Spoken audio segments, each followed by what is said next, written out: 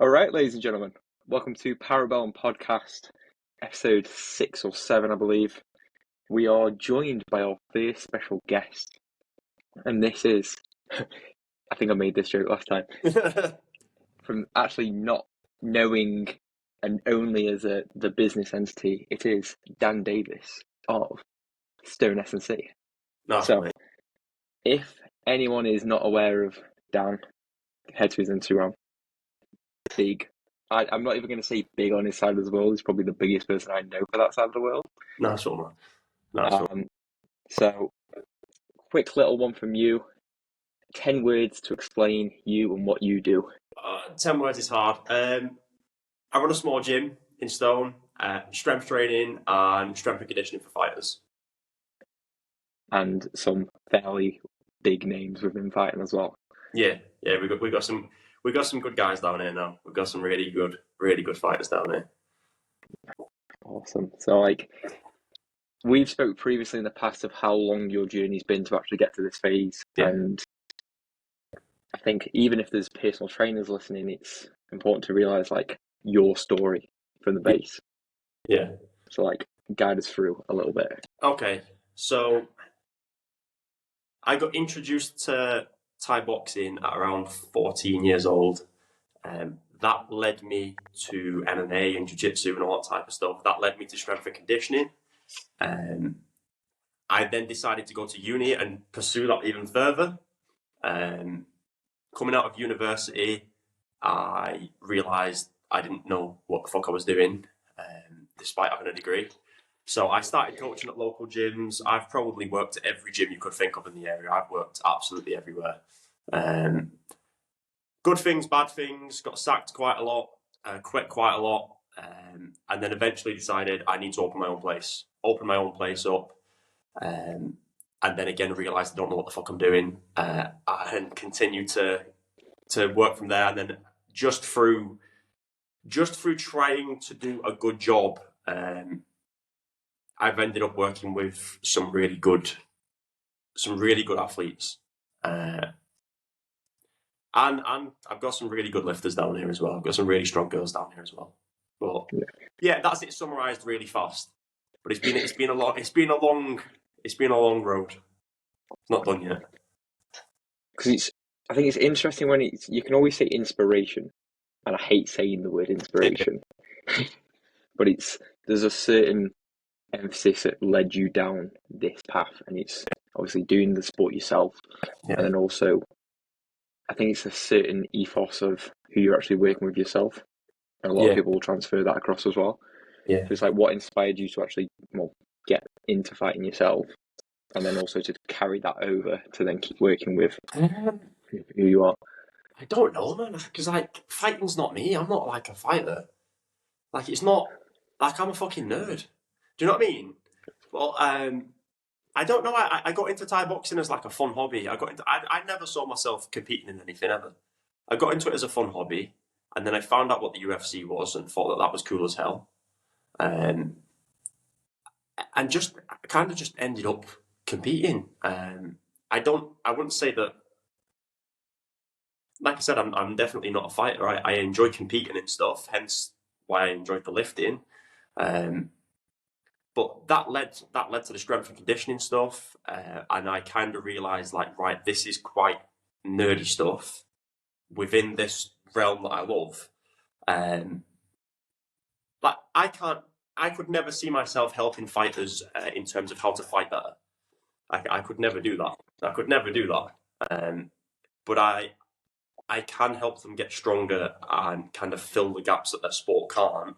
And it's nice to be involved in something that I feel has been a big part of my development as who I am as a person. It's nice to be able to help out with that still in the small capacity that I am in that sport. It's nice to be involved in it still. For all the time you've been in it, I mean, how many years is it, would you say as a whole, away from uni? Away from uni, I finished uni in 2015, so 5, 6, 7 or 8 years. Yeah, and then 3 years of uni, so you're closing in on 10. Yeah, fuck, I'm old as well. Yeah.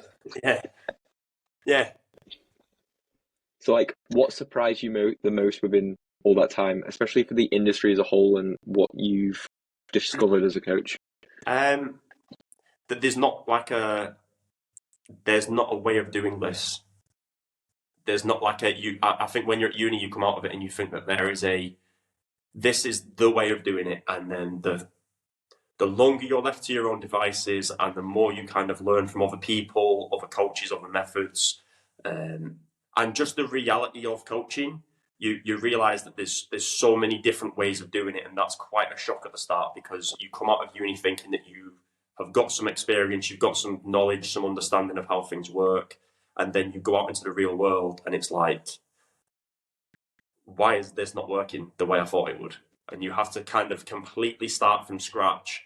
You're just taking on as many different perspectives as you can. Yeah. But yeah. I think that was a fun one. I got asked the other day how I prep PT sessions. Yeah. And a lot of the time it is a skeleton of a plan. Yes. Until I realised, oh, actually, this person is running A, B, C, D as an issue, and I'll go off on a tangent to do like mobility stuff or other aspects to check if something's terrible.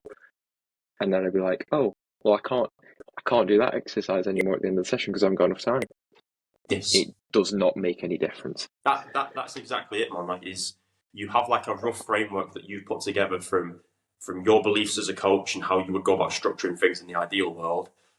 You can't necessarily set in the sets and the reps and the intensity of that, because you don't know what you're getting when they come into the gym. But you have a rough framework that's in place, and then I just think the experience you have with coaching now, you understand that it's like you've got to be adaptable on the spot, haven't you? Yeah. You know, you've got to. I've just had a fighter in, and we've been like, right, we want to do some speed bench and some sort of speed rowing, and we've got into the bench, and it's like shoulders a bit gammy, so we've backed off a little bit and done a little bit more mobility work, a little bit lower stress training to just give his shoulder a bit of a break, and that's so far away from what we had programmed. But it's what is needed right now in front of me. Yeah. So that's all you can do. Just focus on what's directly in front of you. And the final coachy kind of question, well, the final you coach kind of question before we shift over a little bit. Your proudest achievement as a coach? So Liam getting to 13th in the world is massive. It's massive, but I don't believe for a second that Liam wouldn't be 13th in the world had he not trained here. I think I've had a big impact on maybe Liam's power, and Liam finishes everybody with low kicks and knees, like he's very powerful. But I believe Liam's commitment to the sport would have got him here anyway. The biggest achievement I feel is the girls lifting team is great, because like there's a lot of people involved in the gym that wouldn't really be involved in lifting or training in any capacity, and then they've come here and they've genuinely got strong. Like, they've got really strong. I have a girl I've been coaching for years, like 6 or 7 years, and she's around 63 kilo, and she's coming up for deadlifting around 160. She had never been involved in the gym in any capacity whatsoever, and it's those type of things that are like, I feel semi-responsible for those things. I don't feel responsible for Griff. Yeah. You know what I mean? But yeah, that's what I'd say. The people are lifting. The people are involved in training and like it. Because that'll run kind of like over slightly to like having the conversation as S&C as a whole. Because my first question as that base was, because you work a big proportion of your time with Muay Thai, boxers, grapplers. Yeah. Can you say wrestling as in grappling? Because I don't know. Yeah. Just stick it all under one big, yeah. I'm not going to say Sambo because Craig Jones might get mad. Yeah. So, like, what do you think's lacking the most as like an attribute of S&C for fighters / grapplers / Sambo players? I would say, honestly, like the structure to their, it's not even a strength and conditioning thing, man. It's their planning of their training weeks is the biggest thing. Is if you have your hardest spar on a Wednesday and you're doing your hardest sprints on a Tuesday, let's try and space that stuff out. And then from a performance standpoint, you're going to get levels better. We don't even need you in the gym. Like, what I do with a lot of them is I'll sit down and I'll look at their training schedules, and it's kind of, what are the things that we can move around? I can't dictate when you do Thai boxing. I can't dictate when you do jiu-jitsu. Your gym has a timetable. You have to abide by that. But can we maybe move around the external stuff to fit in a little bit better? That's the biggest thing. And then it's like, right, strength. Like, just basic strength and strength through ranges that you're using frequently. Can we just build up a bit of a strength base there? I know with Thai, they're throwing thousands of kicks at high speeds. Wrestling, they're warming up doing plyometrics like quite a lot. So I'm kind of looking at it and going, what are the things that you definitely aren't getting in your sessions? What are the things that the sport can't give to you? And then I want to concentrate predominantly on that. Yeah, filling the middle ground. Yeah. Just filling the gaps in. Because I see, like, my role with working with these lads is I'm never going to make them better at fighting. But I can try my best to keep them on the mats for as long as they can, and maybe increase the amount of sessions they can do a week so that they can become better fighters. The power and the speed and all that type of stuff is a byproduct of keeping them on the mats. If that makes sense, that's my number one priority, is making sure you are on the mats. If you become a better athlete, if you're super fast and super explosive, and you fuck your knee up and you're sat out on the sides for 4 weeks, I don't care how beneficial it is to be faster and more explosive. You're sat out for 4 weeks, you're going to be worse come the end of the month. So I imagine, how am I going to say this in a way? Because when you've got boxers, you've got boxers. Yeah. But like, an example would be like Joffrey. Yeah. And it's like, you've got multiple elements of different styles as an MMA athlete. Yeah. Like, to what extent of, like, how many sessions a week would you try and... It's hard to even figure out there. I know what you're saying. It's honestly, mate, it's all over the place. Because it's looking at someone's schedule and going, what can we fit in? What's needed and what can we fit in? And 9 times out of 10, it's not necessarily what's needed, it's what can we fit in. I'm not going to remove a wrestling session to fit in a strength and conditioning session. Now, I'm sure as, let's say that you're working with like a Tom Aspinall, who's ranked like 3rd in the world, because of how much experience he has competing, because of how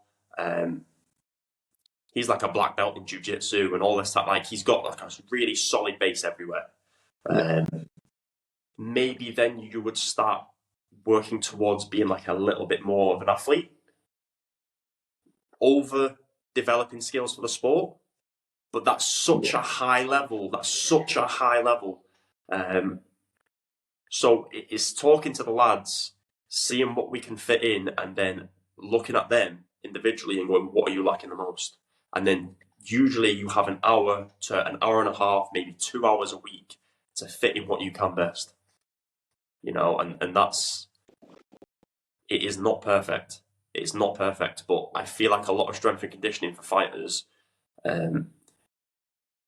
it's meant with good intentions, but it's like the reality of the world that fighters live in, it isn't the world where you can fit all this perfect training system in place where you're covering all bases and you're doing everything, and your blocks are set up perfect, and this phase leads into this phase, and it's just chaos.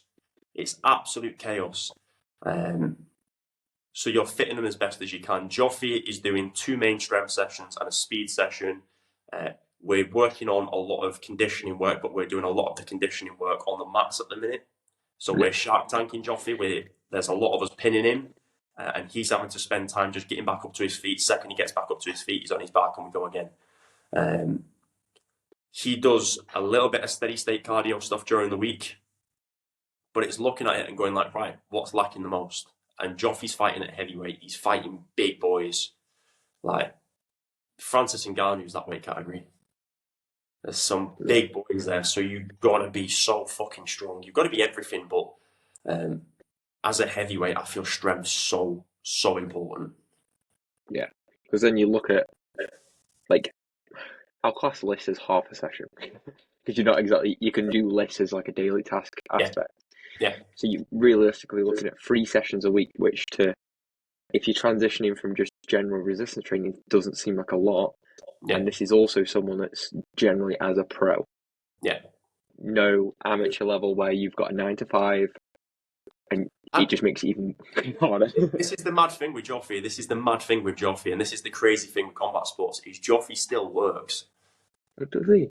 That guy works and fits in training in the morning, fits in training at night, fits in his strength and conditioning. So then I look at that and I go, what are the things that we can kind of back off with the most? Like if fatigue builds up too much, and I'm like, we back off. Strength and conditioning backs off. We're nowhere near as important as we like to think. Nowhere near as important as we like to think. So we back off.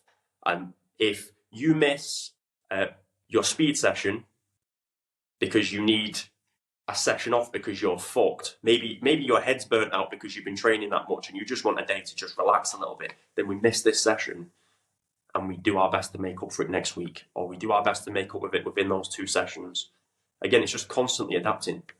Yeah, but that shows like a little bit of mental determination, I think, from the athlete as well, to be able to actually stick to the guns within a sport where you're generally going to get hurt anyway.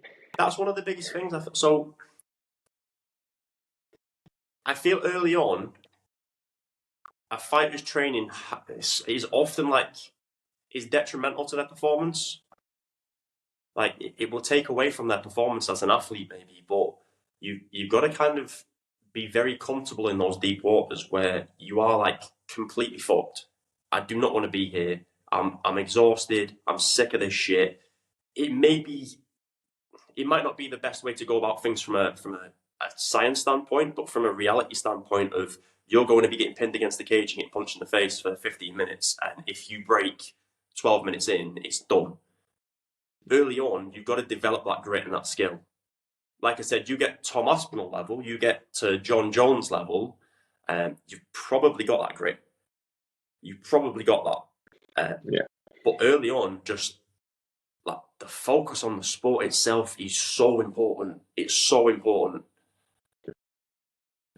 I didn't even know where the fuck I was going with that, but yeah. Yeah, but it just shows time management in it's all the elements away from the sport become a lot more important. I mean, away from our side, become a lot more important. It's you understanding what your limit is, nutrition properly, like quote Nina and Ian somewhere if we need to, and it's just people focusing on like, I want to get stronger, I want to get better at a sport, and it's like you need to look at everything or else you are going to get nowhere. That's it. Which is a mad thing with it. You know, it's such a rough sport to be involved in, man. And like, even like Liam, man. Liam's ranked 13th in the world. Liam coaches a good 6 hours a day. Like, and that's 13th in the world. And I'm having fighters messaging me and they're concerned because they're missing this small element from their strength and conditioning. And it's like, yeah, don't worry, bro. Don't worry. Like, I don't think you changing from a high bar squat to a Bulgarian split squat is going to make that much difference in terms of your performance in a fight. You know, are your knees healthy? Are they strong? Can you move them through a full range without everything hurting? Yeah, right. Well, you're probably going to be all right. Yeah. You know. So to bring it back to our Gen Pop population, Yes. Do you feel like there's much variety and difference between how you would train your athletes and fighters to your Gen Pop clients that are just in to get stronger, get fitter, get healthier? Yeah, so there's a difference in terms of maybe the expectation early on. And I would say definitely with Gen Pop, I'm trying to find stuff that they enjoy doing over necessarily what they need. I'm trying to find what do you enjoy doing, and let's get you comfortable in the gym setting first. Let's get you lifting. Let's get you learning about how to progress, when to back off, kind of regulate their own training a little bit. I'm putting so much emphasis on that early on that the actual exercises and what we're doing become kind of not going to say irrelevant because we're always doing some form of strength training, but it's within within what they want to be doing. And then as they get further into it, like, you don't give a shit what you want to be doing, you want to get better, you need to do this. But I look at it all like I'm trying to get everybody strong through as many different ranges as possible to keep everyone healthy. And in a lot of ways, training the general public and training fighters is very similar. It's very similar.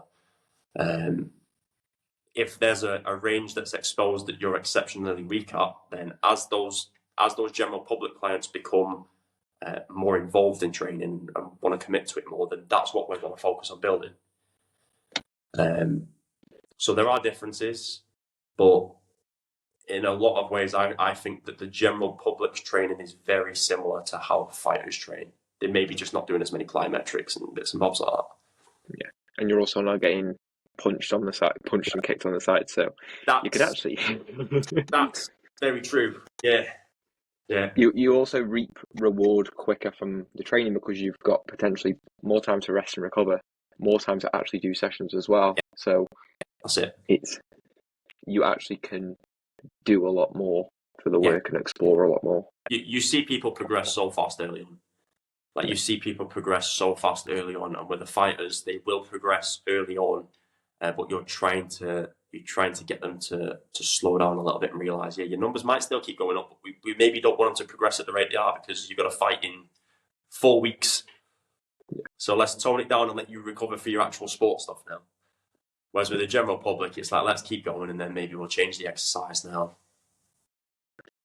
Probably that's one of the biggest issues I get when, I wouldn't say seasoned trainers, but like anyone new is like, yeah, but like I hear all this like about newbie gains and I'm like, yeah, that's great. Yeah. And for you at the minute, it'll be great because you're not that strong. Yes. But because you can get strong very quickly, yeah, your ability to recover will improve, but heavyweight will always be heavyweight. Yeah. You can deal with it better. Yeah. Yeah. But it's a lot more stress, and I'm not going to go as fancy as saying like CNS and everything else, but it's your ability to then realize, yeah, but I'm trying to diet. Yes, that still means I'm going to increase your food because you're doing more. Yeah. And I think it's understanding that like everything has an impact on everything. Like just because you're in the gym now, that doesn't mean that that's not going to affect when you're sat at a desk and you're typing and you're looking at the screen and you're like, oh fucking hell, because you decided to bang a monster in and throw a shit ton of bands on a bar and strain like fuck, and now your head's gone and you're tired and you're sat at work and you're like, well, that was in the gym and I'm at work now. Or sitting up really late at night working really hard and then you've got the gym in the morning and you're like, right, well, they're two separate things. It's everything rolls into one big thing. And the sooner people understand that, the sooner they can kind of realise that it's balancing everything out. Everything's like a scale. Everything's like a scale, and if you tip it too much one way, it's fucked. So you've got to try and find balance early on as you can and understand that it's going to be like this forever. It's never going to be set. Yeah. Your time management might get better. But other than that, yeah. Everything's pretty much the same. Yeah, exactly. Last one within this, brand new lifter. And I'll say lifter, not just like someone that's like, oh yeah, I'm going to go to Pure and start pushing some pins on machines. Yeah. What is your biggest thing away from learning new skills to get better? And obviously away from fighting, because I know that'll probably be number one for you as learning and enjoying. General public? Like, yeah. Okay. So they've got nothing to do with fight. I would say find some sort of pressing movement, find some sort of rowing movement, a hinge movement, a squat movement. Find the big movements, find variations of those that you like, and then get pretty decent at them, and then progress them slowly over however many weeks you have to work. Progress them slowly. If you go into the gym and on week 1 you can bench 40 kilos, and on week 2 you feel like you can bench 55, bench like 47. Leave a little bit left over, and then you can stretch that progress out for as long as you can.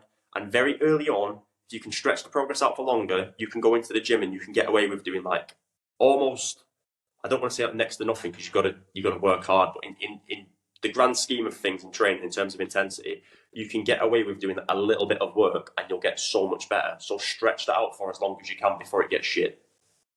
Yeah. Don't rush. Don't rush at the beginning. Enjoy the beginning because it's fucking mint. That's what I would say. I think everyone's just so, yeah.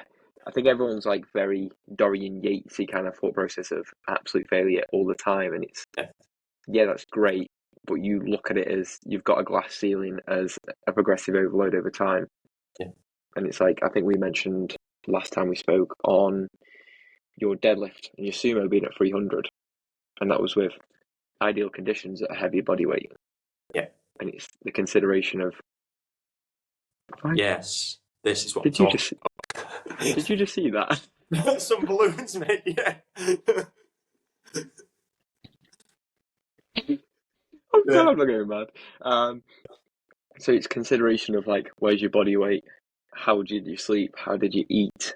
How is everything working into that? And then if you lose, what weight are you now from that 88 you were at? I think you said last time. I'm 85ish. I think when I did that 300, I was like 93ish. Yeah, I was 93ish. My training's like just it's secondary focus at the minute, whereas at that point in time it was primary focus. Like, if people message me, can I come and train at this point? No, I'm training at that point. Like, be a new client, be whatever. You're not going. No, I'm training. Like, this time to this time is set in.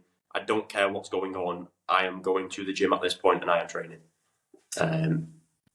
Sleep. I go to sleep at this time. I wake up at this time. My food goes in at this time. Doesn't matter what is going on. Lozzie could be mithering me to go out and do this, do that, the other. No, I'm doing this now.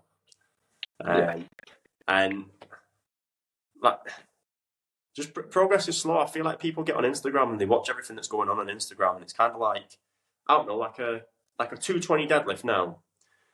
Yeah, people get on Instagram and they see 220 deadlifts being done for like sets of 20, and they're like, oh, it's not that fucking strong. It's like, just go into a commercial gym and look about how many people are deadlifting 220. Like, the pressure on people to be good is just, it's fucking madness. It's madness. People that haven't trained or people that have been training 6 months will be like, I have to get to this number by this time. Otherwise, I don't know what I'm going to do. And you're like, just fucking relax, bro. It's just fucking lifting, man. You might be doing it 5 minutes. Like, you might not even like it. You might get a year in and realise it's shit, whereas at the beginning it's fucking really enjoyable because you just get good with anything you do. You know, you start stretching for 6 weeks, you get flexible. Fast. Just slow down with things, and I would just say, like, just fucking stop living on Instagram and TikTok and shit like that, man, because it fucking ruins people. I always thought that. I remember made the cheesy Instagram video being like, this is where I started and this is where I am now. Yeah. But like struggling to do a really shit sumo deadlift at 100 kg. Yeah. And I'm like, I'm running that as like a warm up, like the 8 with like an RPE of like 4 or 5. And it's comparative over your own time rather than an Instagram one, because you also look at it as someone that's consistently posting is likely doing that more as a job. And it's like, I had a client the other day, like, I think it was not a complaint, but it was, I think she was a bit angry that I made pull-ups look so easy. Yeah. And I kind of like, well, could you imagine if I was shit at pull-ups and you're coming to me for shit advice on pull-ups? Yeah. You wouldn't come to me in the first place. No, that's it though, is like, again, like when I said like everything's everything, I don't think people understand that they're just seeing like a snippet of someone's day. Like, they don't know that maybe they've been fucking smashing this amount of food in. They've been going to bed at this time. They've been missing out on this and missing out on that. Like, if you want to be like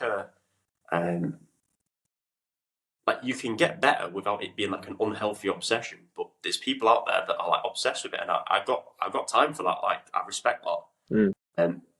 But it's like, I think the biggest thing is people don't understand what like athletes' mentality is like.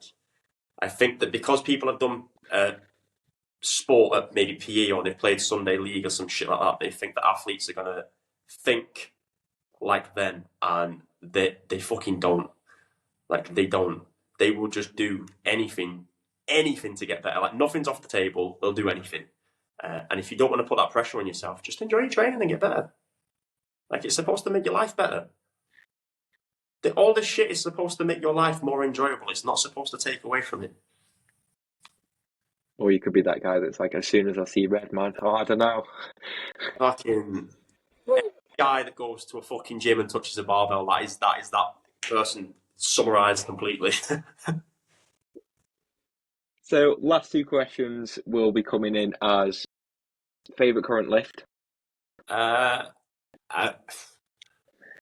I'd say I said wide stance box squats, I think. Just because my hips feel pretty decent. I'd say wide stance box squats and dragging a sled about, mate, because my hips feel amazing when I'm dragging the sled about. I can't always getting under a barbell all the time now and training how I like to train. It's not always ideal when you've been getting knee barred. But I can nip outside and I can drag a sled about absolutely fine. Feels amazing. My hips feel mint. Everything feels dead strong. So I would say wide stance box squats and sled work at the minute. My favourite lifts. And biggest lesson you would provide for the listeners, all to the world? Just enjoy your training. Like, especially if you're starting off, like, you literally do anything. You literally do anything that you want and you will get better. As long as you're like progressing your training gradually over weeks, you can literally pick anything you want to do and you will get really good. So enjoy that time while you're just going into the gym. And every time you go into the gym, you hit a little PB. Something goes up by an extra 2 reps. Don't rush that beginner stage because you want to get good. Because all that happens is you rush the beginner stage, you get to the intermediate stage, and then you go, fuck, the next stage is high level. Fuck. It just continues the whole way through. So as long as you're getting better, you're doing stuff you enjoy, just keep going. And when you get to the point where you stagnate, maybe you have to look at things a little bit more seriously. You've probably done better than most people anyway to get to the point where you've stagnated. So that's what I'd say. Beautiful. Enjoy shit. Beautiful. And that's me done for questions. So where can they find you if they've listened this far? Instagram at stone underscore SNC underscore. And then I have a Facebook page. I don't really use it, but there's Stone Strength and Conditioning on Facebook. But yeah, that's where I go about finding me if you want to find me. Yeah, and if you are a fighter, you know where to head. Yeah. If you're a fighter and you're local-ish, just come down. Do some cool stuff. Yeah. Even just to see the place, it's magical. Yeah, nice one, man. Nice one. Yeah, if you've listened this far, thank you for listening. This is going to go up on Spotify and YouTube. So for anyone that's got any questions as well, they can get forwarded to Dan, or if you could just ask them to himself, he will be, I guess, more than happy to answer. Yeah, man. Yeah, for sure. Yeah. So thank you for listening, and we will catch you next time. Nice one. Thanks, mate.